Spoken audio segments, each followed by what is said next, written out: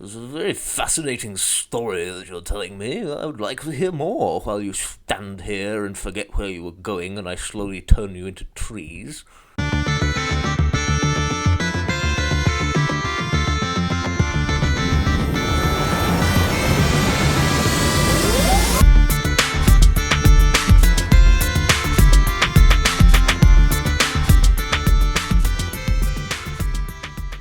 Hello again, and welcome to House of Bards, the podcast where honestly we talk bollocks about Dungeons & Dragons and various other RPG games for an hour and 5 minutes generally, and then pretend that it has something to do with a more storytelling-focused way of playing the game.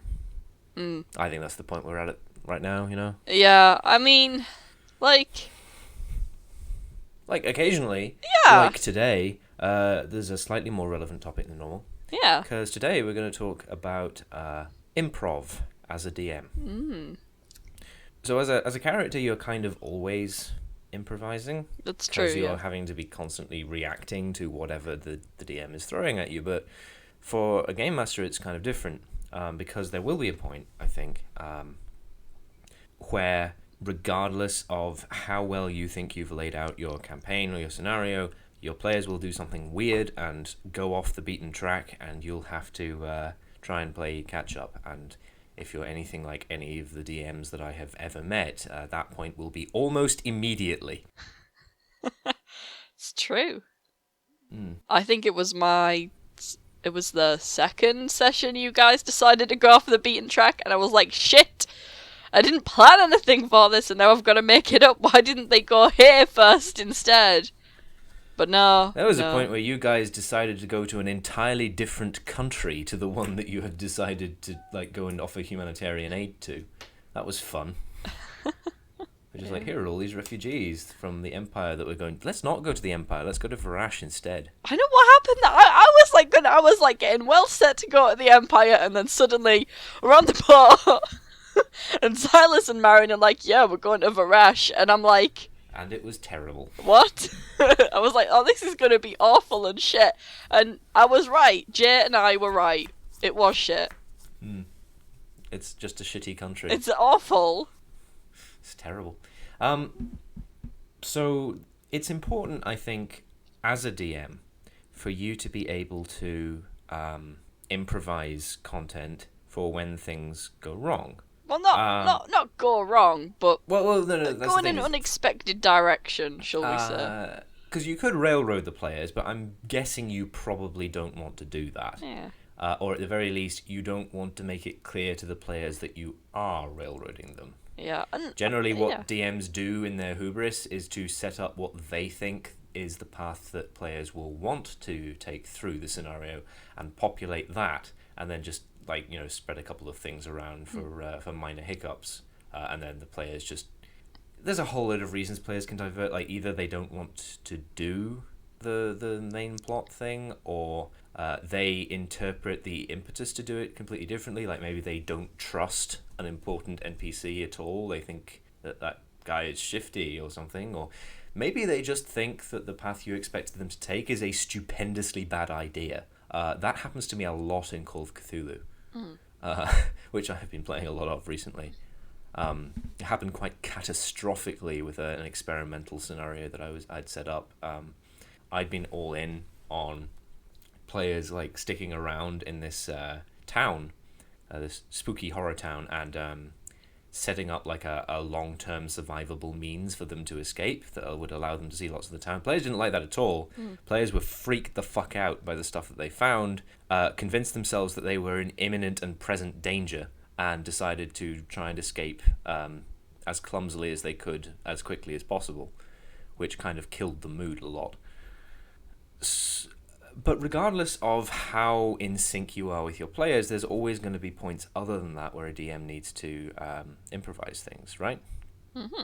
I mean, because you've got things like character voices. Yeah, but beyond that, I think I always improvise things like loot, and sometimes encounters as well. Mm-hmm. But that can be done with random roll tables, It's really good to get a set of tables. I've talked a lot in favour of Donjon.bin for really really quick tables for what currently scales in level with your party if you don't want to be mean to them, and lives in the kind of environment that they would be traversing at that current time.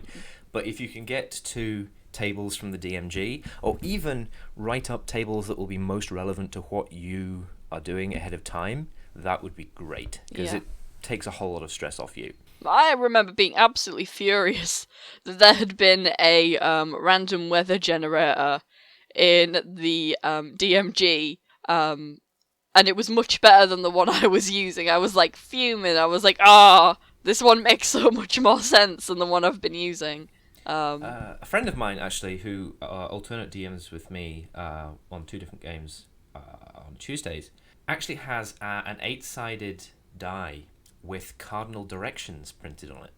And he actually uses that quite a lot for a variety of different geographically relevant things, like what direction wandering monsters are in, what direction the wind is blowing from, stuff like that.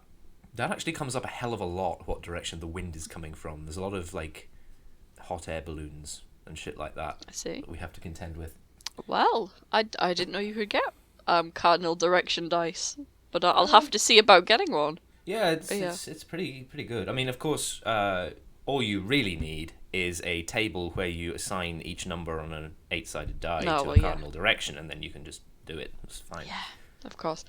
Though I think something that is tricky is, of course, making up things like dungeons on the spot. I don't think I could ever do that. Again, there's a donjon tool for that, and I really encourage you to use it. The dungeons it makes aren't great. You are essentially emulating being a roguelike if you're going to do that immediately on the spot. Yeah. But if you have a plan for a couple of rooms that you need there to be in the dungeon that are relevant, and you want just a bunch more rooms to, like, pad it out a bit, absolutely Donjon's got you covered. Alright, there we go. Cannot recommend that resource enough. But yeah, that's not a great thing to do, particularly because it makes all of your dungeons look kind of the same. Yeah. But if you don't use dungeons a lot, which I actually don't, come to think of it, there are a lot of things that I've noticed don't turn up frequently in games that I run. Dungeons are one of them. People who are married is another, and I might talk about that at some point later, because that's a bit weird. Yeah. I mean, I have quite a lot of... I know that, like...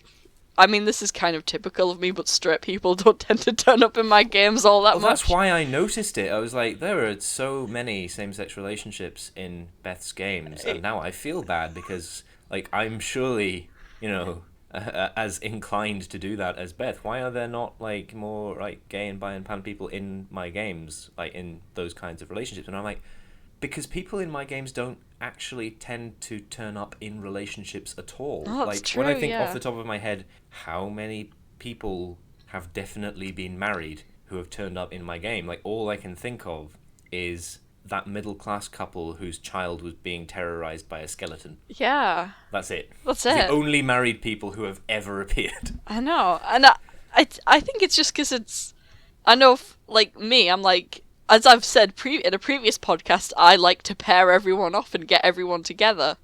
I think I don't want to do that. Like, in like neat little, like, not necessarily always couples, but in like, relationships. Or yeah, some and I like it when people have known each other before, and I think as well, as I've established before, a lot of these are existing characters from a book I'm working on.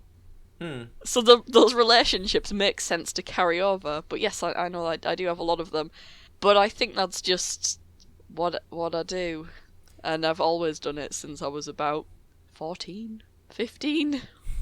It's just very strange to me to notice that when I'm generating characters and locations and relationships on the fly, I will generate tons of relationships. Very, very few of them are romantic between characters I control. Yeah. And yeah, barely any of them are married. Like, I have a whole load of world leaders? I guess world leaders, you want to call them. Yeah. And, like, who's single? The King of Varash is single.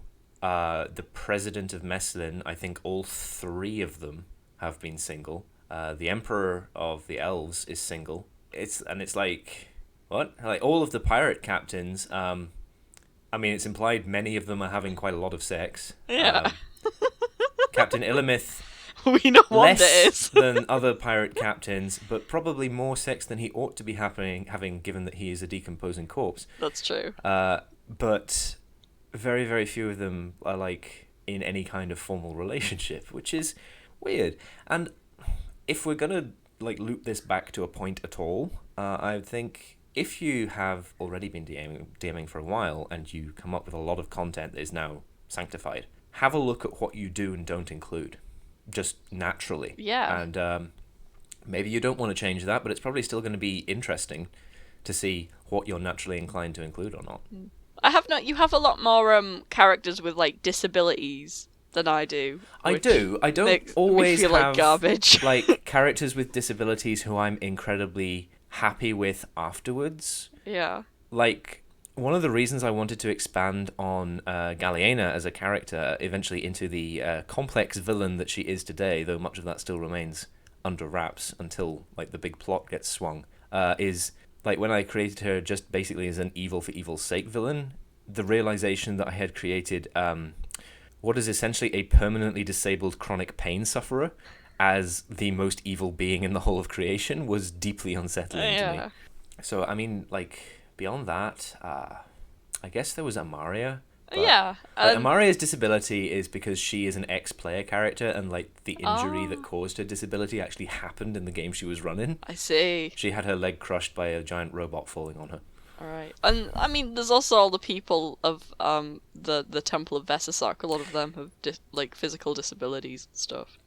They do, but again, those are not generally, like, naturally gained. Generally, it's just worshipping Vesasak for an extended period of time in an institutional context will cause you to start, like, mutating, kind of. Ah. So, if there's something I want to improve about, like, how I give characters disabilities, there are very few of them who have, like, natural disabilities that you would get in, like, either innately from being born or in, like, context of, like, normal life that you would have, which would not be uncommon to those kinds of people. Even, I think especially because of the fairly restrictive rules on how healing works in my world, which would basically mean that if you don't get a cleric to that injury pretty quickly, I mean, like, let's imagine that something fucked up happened to your leg. You're going to walk again, but you're probably not going to, like, stop limping the rest of your life. Oh, yeah. I mean, I think I'm kind of okay with the idea that things like magic and weird sci-fi shit can cause disability, because that makes sense. Other disabled people might feel differently, which is fine. It's kind of a difficult concept to address, I think, because like, a lot of people have a lot of... To be clear, we're both disabled, right? Yeah. In a variety of different ways. My disability is neurological, and I have also a bunch of mental illnesses that are generally counted under the umbrella of disability, which I don't particularly want to talk about. But Beth, I don't actually know, like, how much you're willing to... It's neurological and it's physical. Mm-hmm. But it is the same thing that causes that. But I won't get too much into it. Well, we don't need to get too much into it, but just the know, point that there is a very, like, large ongoing, very conflict-based discussion around that. Yeah. Around the way disability is viewed in society and how it should turn up in media, which we both, I think, occasionally participate in. But obviously, it's way easier to formulate what your opinions are in the long term when you have, like, a good big planning think about that. Generating disabled characters on the fly is a lot different. No, yeah, that's true, yeah. So I think, to loop back again to our main point, don't beat yourself up too much about what you put into characters that you generate on the fly. Yeah. Unless it's something that you probably should have known in the moment was not okay. Yeah. And, like, you have to go pretty serious for that. It has to be, like, you know... I can't really think of anything suitably fucked up, and if I did, it would probably be too fucked up for me to want to, like, talk about it. Yeah. I do know accidentally on the fly, you guys were travelling through a forest, and you discovered that these bandits had accidentally kidnapped a nomad. Now, I didn't even think that you'd be like, whoa, hold on, do these people think that this person isn't a person because they've got a different skin colour and ethnicity? I was just like, yeah, whatever, that's something that happened. And then I was like, oh shit, wait. See, Yeah. for the longest time, this is why I didn't put slavery in my game. Like, quite apart from the fact that I don't particularly find the concept of slavery very palatable and didn't want it to be in my fantasy universe, but there are other horrible things in that imaginary world. I think the main thing was because I didn't want to improvise slaving bans. Yeah. So until the bailiffs turned up, and I think the bailiffs are a way of framing slavery that I find a lot less. I wouldn't say like distasteful, because the bailiffs are horrible people, and what they're doing is exploiting the poor, and essentially everybody, actually, because even if you have a reasonably large amount of money, the bailiffs can decide that your crime is sufficiently severe that it will cost more money than you will ever be able to make in your entire life. But the idea that the bailiffs did not have any like particular ethnic or ability-based background that they went after, that it was specifically related to global economics, Yeah. was, I thought, a lot safer in regards to what they might say when you met them and the kinds of people that they might target. Yeah. Which is kind of bad, because like transforming an otherwise complex issue into specifically a class war based issue is very much like what those really annoying people in like the Socialist Workers' Party and shit do. But whatever, I find it safer I for think them to to some turn up. extent, you have to kind of get, when you are a writer and you maybe don't have, and you have certain privileges, you kind of have to, if you want to kind of go there, sometimes it's acceptable, I think, to make it so that you still have that analogy and you still kind of go there, but you are doing it from a perspective that you know about or that you feel more comfortable talking about. Which isn't always the best, but... Yeah, it's not. I think, yeah, what I want to say here is, when you're setting up things that you are going to do on the fly, you're going to make up on the fly, generate as if you were a roguelike, think, can I foresee any combinations of these building pieces that I will be assembling essentially randomly that would be fucked up enough that I would be upset that I had created it? Just because of the possibility that when you're not thinking, that might happen. Because it's perfectly fine for you to hold back on the kind of building tools that you use for stuff that you make up, that you improvise, rather than the stuff that you actually have like a plan to think about. And I think that's relevant in basically any context. It's okay to make the stuff that you improvise simpler and easier to handle than the stuff that you've had a much longer time to think about. Yeah. So, I mean, of course you can make resolutions to be like, I'm going to include more of this stuff. Like, now I've noticed, I'm going to, I think, make an effort when I introduce characters to have more characters who are in relationships. Oh, I remembered another one. Very, very briefly, there was an elvish farmer and his wife that the other group met. Oh, yeah. And he had a moustache. Because I was testing out elves with moustaches as a concept. Yeah. Before Perrin turned up in your game. Yes. I mean, I guess technically, like, Perrin's in a relationship with Wanda, but it's but quite a one. lot of people are in a relationship with Wanda, and it's not really like institutionally ratified. She ran away from the only wedding that she was ever going to have. That's true. Yeah. So there's a lot of relationships there, but not really like ongoing relationships. Yeah. Man, I really want to play Wanda in a one-shot game one day. I don't know. I would warn against playing the parents of other PCs in one-shot games, because I've done that before, and my character's mum got killed. Oh no! It was terrible. So what else is there? The odds are you're probably going to introduce characters, and those characters have to be distinct and different, and they must perform a certain function. This is difficult and annoying, so there are some things that we could maybe touch on that would really help people do this. Now, there are actually tables in the DMG for this, like character traits and stuff like that, which is cool. I forget which page it's on, and I honestly can't be bothered to get my DMG. But it does have that kind of a thing there. But certainly, Generally, I think what you want to be doing is the narrative. I don't really want to call it, but the flow of the game will build a space around the vacuum that needs this character inserted into it. yeah. So what you want is a character who will interact properly with that space. Do the player characters need to be inconvenienced in some way? Well, let's make a bureaucrat who has some kind of power over them. So maybe let's make a character with some altruistic traits. Do you want this character to be memorable? Okay. This is, I think, we can switch onto a track here that we maybe want to talk about. Memorable characters. If you're not playing with a mat all the time, and if you are playing with a mat all the time, what the fuck are you doing?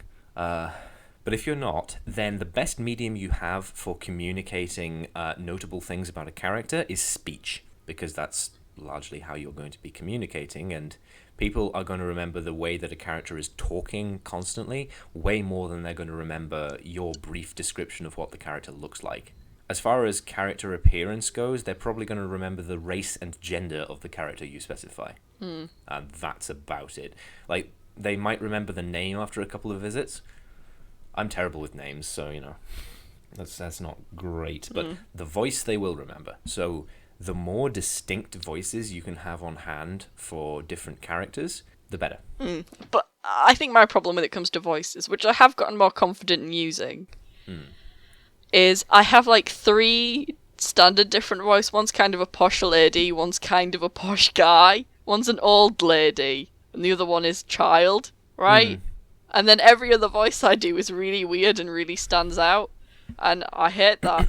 Because then it's like, well, I have to save this for a special character now, and I don't. Well, the thing is, like, it doesn't. Voices don't have to be for special characters, because if you can standardize a voice amongst a group of characters, like posh ladies, old ladies, That's posh true. men, and children. I mean, I feel like children probably would appreciate being split into more factions than just children, but that's why they're children. They don't have as much agency as adults do. No, yeah. But for instance, in my game, you can probably identify things like the race and social class of a character by what accent I give them, right? Yeah, no. Like yeah. orcs, particularly Messlinian orcs, tend to talk like this all the time. It's sort of like weird faux Cockney accent. And it's just orcs and half orcs who talk like that. So it's a good way to identify, oh, this character is an orc and probably not a posh orc. Although posh orcs are generally only a thing in Varash. In Varash, everybody talks in my terrible Scandinavian-esque Yeah, they accent. do, yeah. Which is not particularly helpful, except the king, who talks in a Christopher Lee impression, because I wanted to try and convey the king looks exactly like Christopher Lee on the front of Christopher Lee's metal album. Like that's what the king looks like. But then there's all of Dragonborn. They talk like this. Weirdly, Dragon not talk like this. Only Dragonborn. So that's Dragonborn culture there. That's Slavic Dragonborn are a thing. Slavic humans apparently not a thing. But then it's an easy shorthand, I think, for characters who you want to convey an amount of information about in a very short time. I know that I'm working on my Bill Cipher impression for the big bad of my campaign. Which I just practice by saying well over and over again in a really high pitched annoying voice. That I don't know if I'm it's not ready yet. It's not ready. The main problem comes when a key character turns up and you're still not sure of what their voice should be. Yes. Like, yeah. Skedrenth, I think I have a reasonable amount of flexibility with, because Skedrenth is a god and does not have to assume the same shape, voice, face, general state of being in 2 different places. But there was a character who I can't mention in Beth's presence, because that's a spoiler, but a character who the other group in my other game have been talking to a lot recently. And I picked a voice for him that sounds very dramatic, because he is a very large, physically, character. And I don't mean, like, in the sense that there are some wrestlers who are large. I mean in the sense that he is, like, the size of a large building. And the voice I've chosen really, really hurts my throat. So having extended conversations with this character is not ideal. So maybe try and consider that when you're thinking about, what kinds of voices do I want to give a character? It's like, are players going to be communicating with this character a lot? Maybe if they are, give that character a voice you can actually do for extended periods. It also helps if the voice isn't hilarious. One of my secret shames is my granddad used to do a really good Donald Duck impression. Okay? And it was really good. And he taught me how to do it. But I can't do it anymore. I've lost my Donald Duck. And I don't know if I can get him back. And that really just breaks my heart, because whenever I see something like, I want to hear this in Donald Duck's voice, I'm like, I'd do it, but I haven't been able to do it since I was like 5, so heartbreaking. Oh no. I know. So yeah, there's a lot that you can do with voices.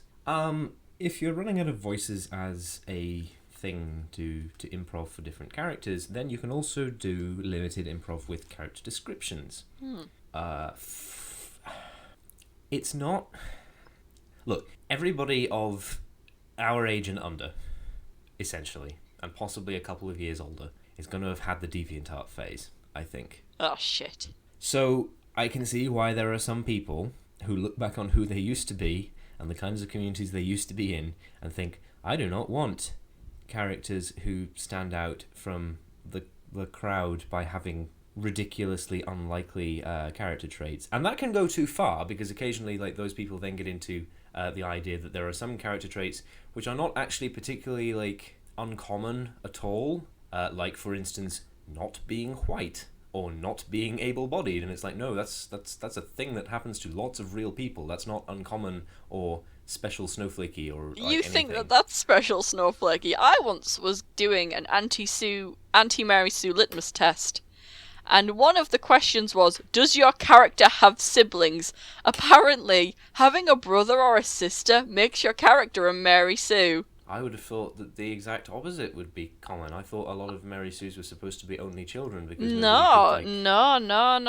Apparently, if you've got... That sounds like bullshit to me. It does sound like fucking bullshit. The entire concept of a Mary Sue kind of sounds like bullshit to me, but whatever. Yeah. Anyway, for a player, that's quite easy because you only have to do one character, and you can go into a lot of depth with that character. DMs kind of can't do that. You need notable characters who stick out, and you don't need them to be in too much depth unless they're like an arc villain or something. Yeah. So, Galliena, I am prepared to put some characterization into. Sigrid Fjotra, I was prepared to put in a certain amount of characterization into, just because she was like a hub boss that the players would constantly be coming back to. The members of the Society of Quiet Protectors are... I tend to try and put... Oh, actually, can I talk about the Society of Quiet Protectors? Because I know you guys haven't interacted with them a huge amount. Sure, go for it. I think they are kind of like an example of sort of my pet project as a DM in notable characters. Yeah, sure.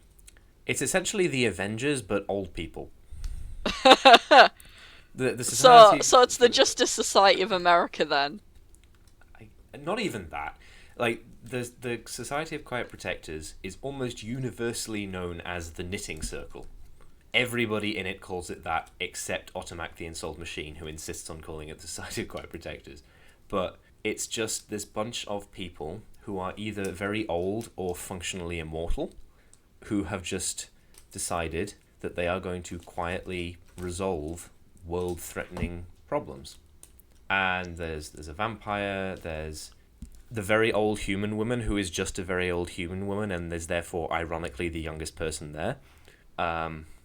There's a treant, a dragon. Like, neither of them turn up a huge amount, but they are there. There's 2 elves. There's a druid, an accomplished druid who has got the thing druids get where they stop aging properly. I mentioned the vampire, right? The vampire lord is like the de facto leader, and they are just a bunch of characters who players in certain locations have to interact with quite frequently. And I like the Society of Quiet Protectors just because they are interacted with a lot because they act as quest givers, and also because they sometimes try to help or hinder the players depending on what they're doing. And they all have the same goal, but they're all different people, which is great. And they, I think, require a little bit more planning, but you could certainly like make them up, just off the top of your head. Because what I had was the society were gathering, so every time players were invited back to their clubhouse, as it were, there would be more of them there, and I would just make up more at the time. Now things have changed, and I actually made up a bunch of them at once. But you could do that kind of thing, if you want to like get in a bit of practice. Yeah. So don't try and go into as much depth with the characters you generally create as players do, because it's not necessary, and players get a lot more opportunity to do that.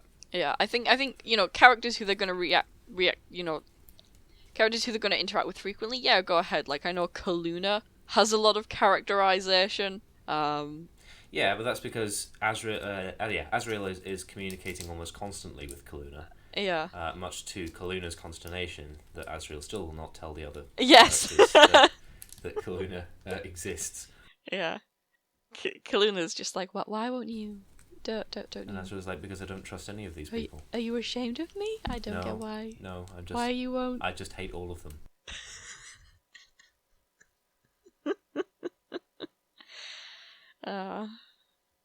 But yeah, I definitely want, obviously like the big bad has characterization. Yeah, you do want that. You want the characters that the players are going to spend a lot of focused time either talking to or otherwise interacting with to have characterization.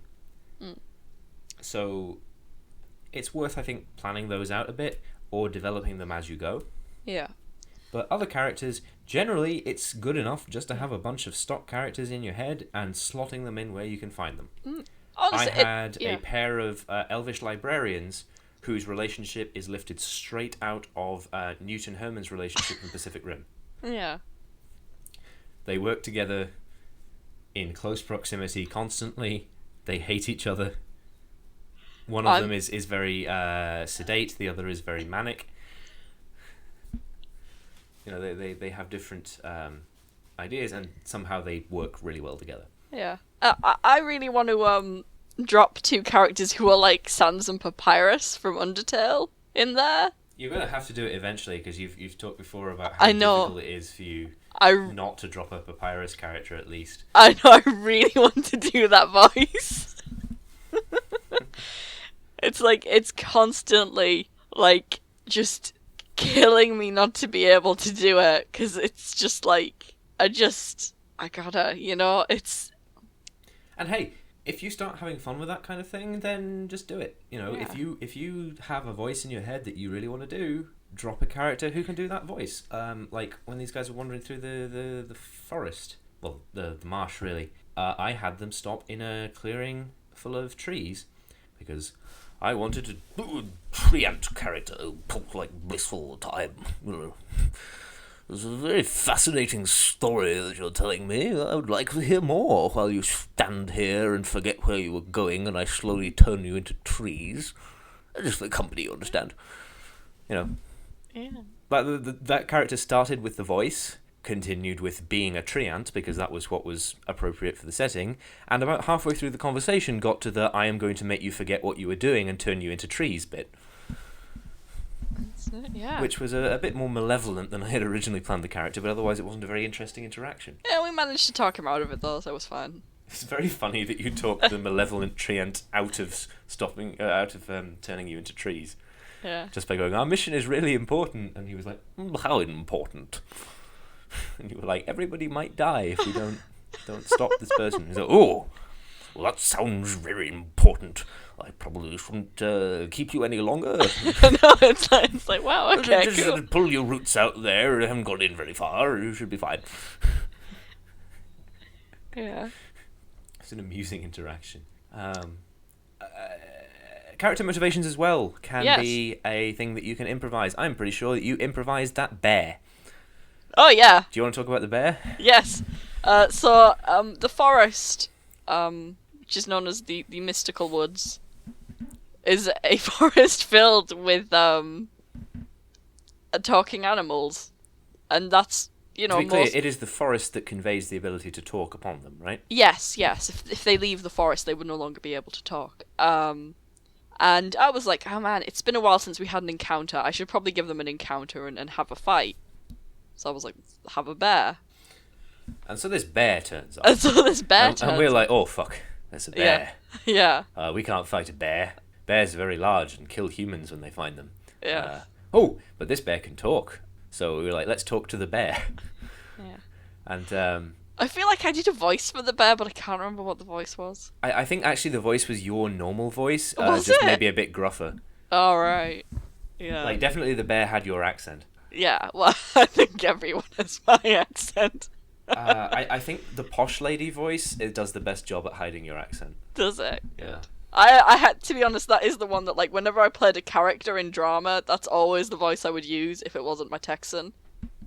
That's actually surprising to me, because I'd have thought the posh lady voice would be really difficult for you to project. No. Because she's so quiet. Wait, which posh lady voice are we talking about? The one who talks like this all the time, you know. I think she's a little bit more floaty than this, because this sounds a little bit like the old lady voice, but she just sort of hands out quests, because that's all posh ladies do, you know. Just sort of get other people to do things for them. Oh, that one. I think, like, Kaluna sometimes has that voice. Oh, yeah. I try and go a bit American with Kaluna, but yeah. Whereas I've fucked myself up with Messlin, because there's a whole load of places where it's like colonial Louisiana, but not. So now some characters randomly have French accents. But I'm not very good at French accents, so sometimes I introduce random German characters. Yeah, I remember when we walked back into Messlin, everyone was like, ho, ho, ho, ho, ho, monsieur, monsieur. I was like, what the fuck? Everyone's fucking French. They're all like, we've always been French, you just never realized it. And it's like... it's like, what? Except the Ux, they are weird Cockney things. Because they are the lower class of oppressed minorities. We do not understand what this is. That's not even French. What the fuck's that? Well, that's the thing, is like my French accent is really, really bad. So I'm like, whenever I can, I'm like, I'm going to introduce... No, this is a German character now. Because I find the German character much easier. Except that's still fucking French, because now I've done the French accent, I can't do the German one. Yeah, no, like... I just don't want to start with the French one. Because then all characters become French. I know, yeah. Monsieur, monsieur. But, you know what actually has ruined all my French characters accent? are constantly attempting to get your attention. Which is why they say monsieur, monsieur all the time. Monsieur! Je m'appelle Pierre! You know what? But yeah, and it's like... Honestly, the one that fucks me up the most is the Elven Empire, right? Because the elves are based on the Roman Empire. Yeah. But nobody knows what Latin accents sounded like. And I can't do contemporary Italian. So I just do that voice that all Romans in the movies have, which is Romans talk in received pronunciation. Which is fucked up, because actual English people, even posh actual English people, do not talk in received pronunciation. Received pronunciation is for the television. Like, that's the thing. There's a lot of people like, the British, the stereotypical British accent is a received pronunciation. Like, no, it isn't. Received pronunciation is a made-up accent for use on television news. That's all it's used for. Like, not even the poshest people talk that way. They will talk in a less efficient manner. I mean,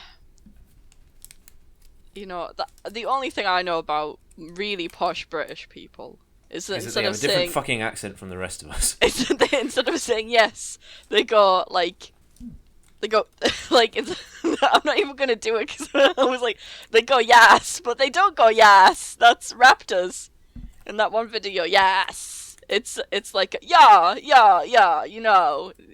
I went American there. Yeah. I went on my gap year and stuff like that. Yes, right. That is fucking Cambridge students. Yeah. I think Oxford students more obviously because Cambridge students slightly different, but that same kind of thing. Yeah. Which also translates over to Ireland.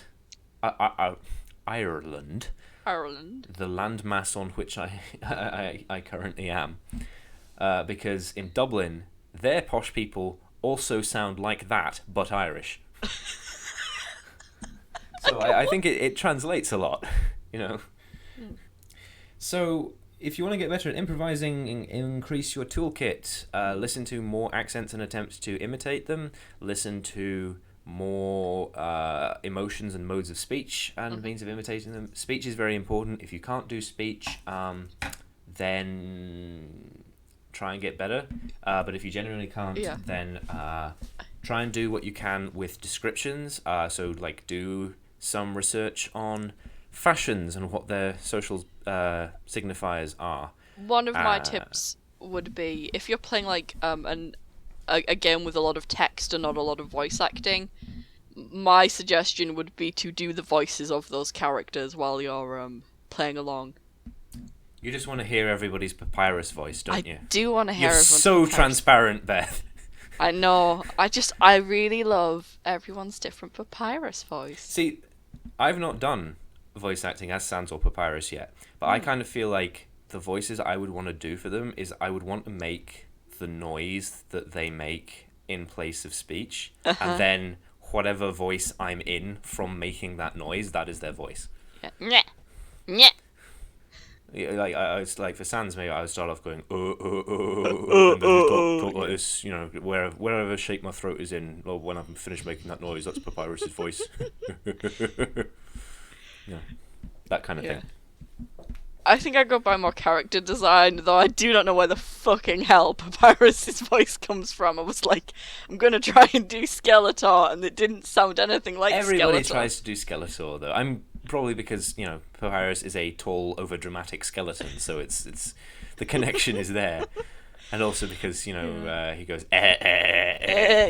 Sans, stop plaguing my life with incidental music. And it's just like, that's not Skeletor's voice at all.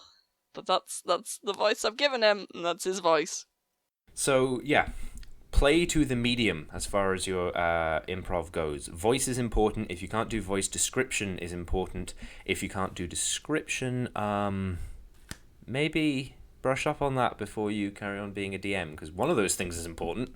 But you can use visual aids if you are still bad at that. Like, maybe you are one of those players who constantly has a battle mat out. If you do, maybe try and find miniatures that are good for being standing out or conveying something about a character. That's probably going to end up being expensive. I'm sorry, that's kind of the price you pay for not being able to do voices or descriptions. Maybe instead you use counters on your battle mat. If you do, find some images of a bunch of diverse different characters. Use those images as this is what this character looks like. I actually heard of somebody who uses magic cards printed with Magic Set Editor to denote character profiles and spells and stuff like that. Maybe you could do that. Oh. Cool. So there's options out there, I think. Yeah. But it's important as a DM to be able to improvise when things go wrong. Yeah, and obviously, if you're not good at it now, you will get better at it the more you DM. You will. And obviously, my advice is if you have a group that really minds about your improvising skills and really gets impatient, don't play with those people. They're assholes. If your group are all good at improvising for their characters, then it's going to show up you as a DM if you can't keep pace with them, because if they're all very good at it and they all indulge being very good at it, presumably they all enjoy it.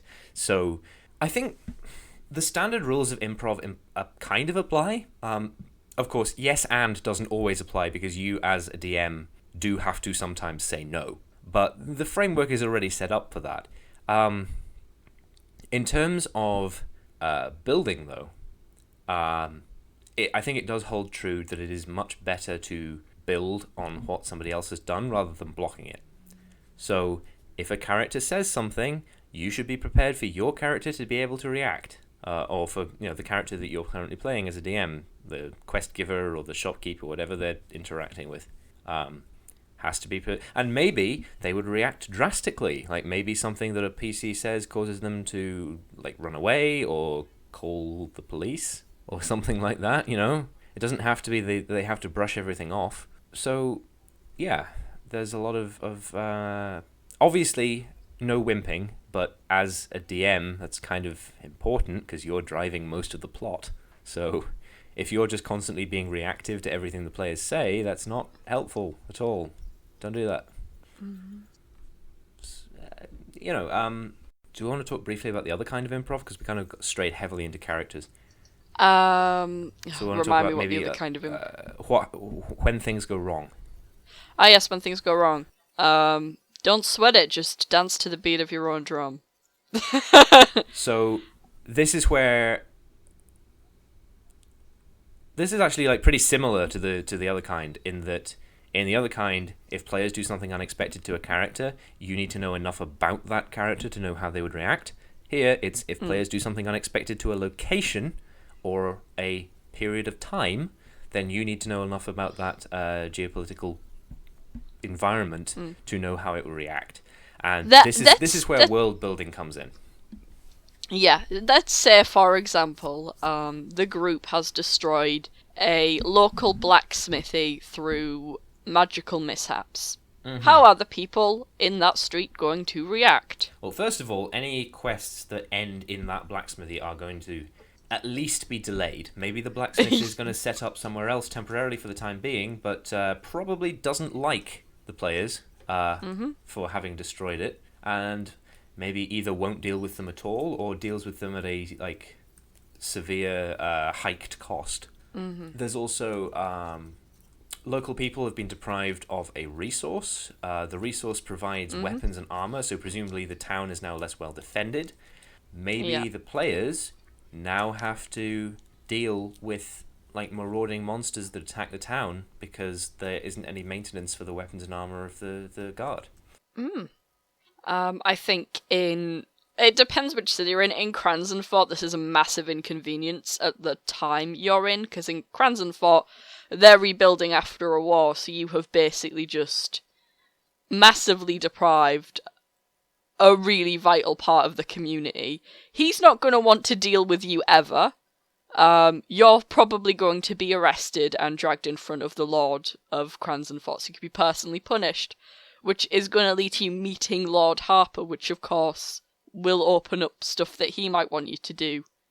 But yeah, they're not going to be pleased. You do it in Celeste, well, the local blacksmith on the other side of the road, who's been harsh rivals with that blacksmithy since, like, ever, might be willing to push a few coins your way and maybe some cheaper equipment. But the city guard will be called and you will be arrested also. And then you'll have to go on trial! Yeah. I found when players were running in the Elven Empire, the constant threat of anything weird happening was you will draw attention to yourself, the guard might be called. If the guard is called, there is a chance that the one of you who is a priest will be found to be a priest and you will all be arrested for heresy, which eventually did happen. And they were sent to prison for worshipping gods. Yeah. Which is illegal. It's just sort of about thinking of interesting things that could happen, as well. But sometimes it's about kind of reeling people back into the plan that you've got for them. Obviously, the plan that you originally had is the strongest, and if you can find a natural way to try and nudge them back onto it without railroading them too much, that's going to be best for you. Yeah. Like, I did basically something very clever last session that I don't think anybody realised. I was really proud of myself. Was that I managed to kind of coincide everything into them entering the royal palace, which they didn't really seem to want to do at all, but I was like, no, you can't go in his house. You have to go to the royal palace for that. That was very irritating. I think the mistake there was that you only gave the quest to go into the house to one person. Not in the house, the royal palace to one person, which meant that other members of the party were not particularly interested in doing that, especially when there was like the actual point, the reason why we came to this town, still available. So it's definitely, if you've miscalculated the way that your players would act, then there's a little bit of railroading you can do in Yeah, improvisation to yeah. get them on the right track. At the same time, though, sometimes you're railroading, people won't notice that it all comes together, but they will eventually. So any annoyance If you that do you it too cause them will be harshly, people temporary. will notice and they will be annoyed. So try and use it sparingly. Yeah.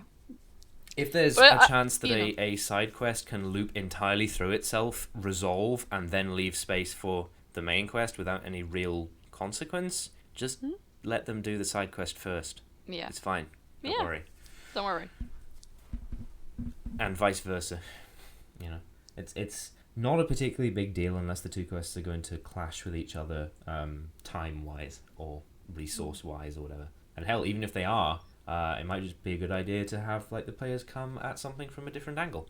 Like maybe they discover all the stuff out of order and that messes things up. Yeah. Like I'm trying to think of a time when my players have done that. Not certain actually. I think some players have done it, but generally it's in like one shots for Call of Cthulhu or something, so it's not entirely relevant, I don't think. Oh no, the one thing of course is if you have a plan as to what is going to happen along a certain period of time to the world as affected by the characters, and the characters do something unexpected and that time is being taken up, make the natural consequences of the thing you'd set up happen. Like my characters, Beth and co decided to go to Varash instead of going to the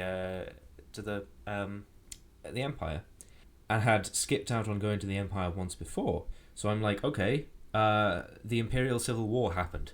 Players in the other group got to attempt to prevent it and actually resolve it fairly quickly, but no, the Imperial Civil War happened.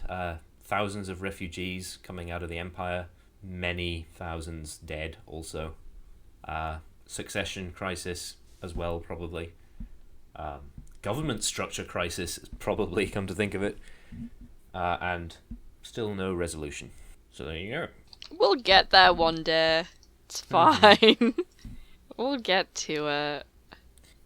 You know, sometimes it's just about, eventually you're gonna run out of stuff you've planned to do, and eventually you're gonna have to kind of be like, okay, right, guys, I need you to go do this thing. Yeah. Come on, you should we're try running and get out of to shit. the point where the things that the players do drive the story in terms of how the world reacts to them, because then there's a lot less work you have to do. Yeah. That's really the best situation for you and everyone else. Yeah, I mean, I know there are several things that the party have done, and I'm already like, well, this is gonna come back. So yeah, I think maybe we got a bit off, a bit vague towards the end there, but that's the thing. Yeah. Really, you just have to keep trying to get better at this. It's it's pretty important as a DM. So I think that's a lot of the reason why people are encouraged to be players before they're DMs, not just because being a DM is harder, but also because if you're a player, you get a lot of practice in about how to improv one character before you have to instead spread that out over a bunch of different characters. So I would definitely recommend that. If you're just getting into the game, maybe don't DM. Maybe be a player first. Yeah, I would say definitely any game really that you're playing. If you're playing it for the first time, don't DM it as your first initiation. If all of you are playing for the first time, then maybe you're going to have a bit of a problem. But there are some games out there that are sort of collaborative in the way that they there isn't really a DM. It's all done between you, and possibly those would be best for people who all want to try and get some experience with that at the same time. Yeah. Or maybe you could do one of those things I've heard about where you're all in the same universe, but you take turns being DM every week. I never really got how those worked, but they seem to be really popular amongst the people who ask questions on RPG Stack Exchange. Yeah. Anyway, so this has been House of Bards. I'm Alex. Yeah, and I was Beth. Okay. Well, I'm still Beth. Yeah, you'll probably continue to be Beth in the future. Yeah. Whereas I am only Alex in the current moment, stretching into eternity in both directions, but never becoming anything more than the present. The music was by Kevin MacLeod, and there is a credit in the description for the image that I used behind the text for the album art. I think that's us. So from all of us, House of Bards, we will see you next time, whenever we can record one of these, when like Beth is not ill and I have actual time to edit one together. So Yeah. we will And talk remember, about that. if you have any questions for us for the Q&A episode, Yes. please send them. Yes, the Q&A episode. You can contact me at Cleaver Crummish on Twitter and Tumblr, and also on YouTube. But if you want to contact us on YouTube, then just post a comment below. We really want to hear your questions for a Q&A podcast that we're going to put together, but we're not going to do the Q&A podcast unless we can get a good enough bulk of questions to answer. Yeah.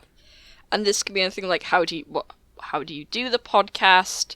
How long does it take you? How do you decide what to talk about? You can ask us about either of the games that we run. I personally run 2 games in the same universe. I know Beth runs... do you run anything else? Not at the moment, no, but I really want to run an Apocalypse World campaign, and I really want to do a Dragon Age one. You could ask us about games that we have been in. I have mentioned my friend Rex's campaign, which is set in ancient Greece. Obviously, I can't really talk about him as DM, but I can talk about my character from that. We can talk about things in characters in games that we've played before, but I kind of want to save some of those up for the story podcast. Yeah. As well, you can ask us just about our influences or things we enjoy, or writing advice in general. Yeah, if you listen to the podcast for writing advice, you can ask us more targeted writing advice, and we will try and help. That's not off limits. That's not off the table. If you want to ask us about something very mechanically related in the game, it's not generally our forte, given the premise of the podcast, but I'm fine to talk about that. If you want to ask me about Magic the Gathering, then sure, do it. I will give you terrible advice, because I am bad at the game and contemptuous of people who are good at it, because I tend to find being good at the game makes you not a nice person. I mean, I'm slightly good at Hearthstone, and I act like a huge asshole, so... I know what that feels like. Feels good. But yeah, that's us. Keep that in mind, and we will see you next time. Next time.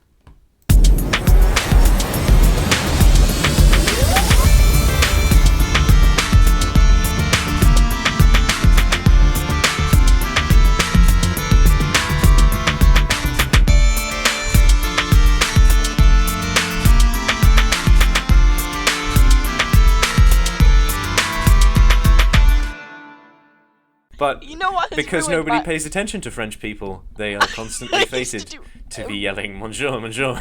Monsieur, monsieur. I used to do a really good French, right? But I do genuinely think, right, and I love the musical Hamilton, but I genuinely do think that Marquis de Lafayette has ruined. Because I'm always now copying DV Diggs doing Lafayette, and obviously I can't do that voice. So yeah, I've fucked myself over. So it's always like, Monsieur, Monsieur! Bonsoir, bonsoir, mon ami. How are you? I'm going to eat my onions now. Wear my beret. What's that? I don't know. But I'd ask you to stop it, please.